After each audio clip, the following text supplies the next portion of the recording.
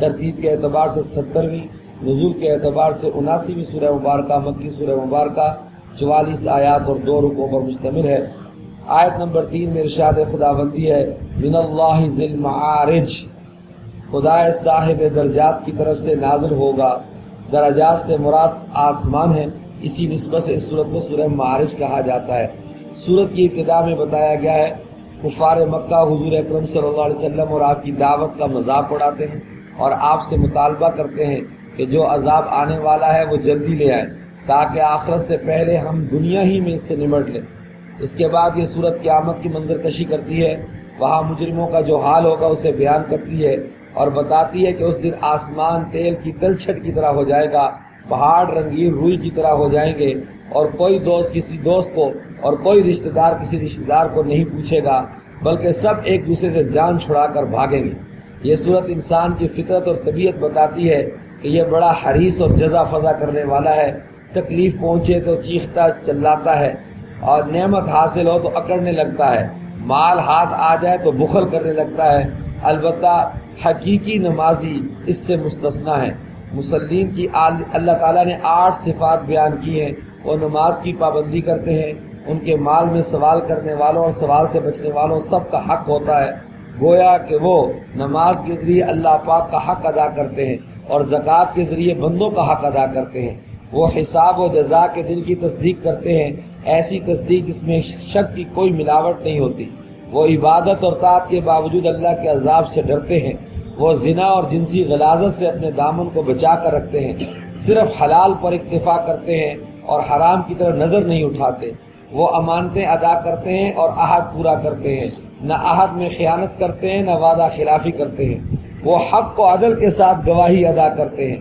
اور 8ویں صفت یہ کہ وہ نماز کو اپنے اوقات میں ادا کرتے ہیں اور اس کے آداب اور واجبات کا التزام کرتے ہیں۔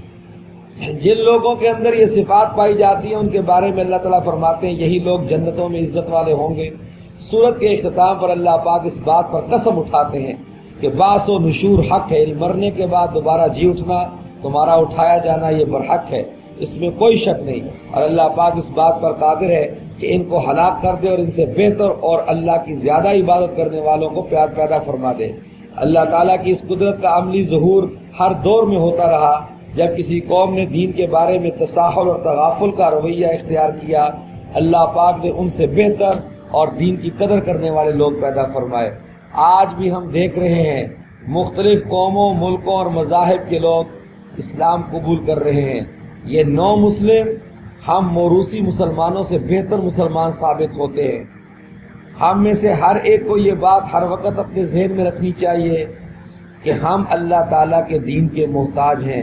اللہ کا دین ہمارا محتاج نہیں ہے، وہ کسی سے بھی کام لے سکتا ہے۔ اللہ تعالیٰ ہم سب کو، حقیقت ہے ایسے لوگ بھی ہیں جو نو مسلم ہیں، اسلام قبول کیا اس وقت سے کچھ جب انہوں نے نماز کو سیکھ لیا، نماز شروع کی، اس وقت سے ان کی اب تک کبھی تکبیر اولیٰ فوت نہیں ہوئی۔ تکبیر اولیٰ، صف اول تکبیر اولیٰ فوت نہیں ہوئی۔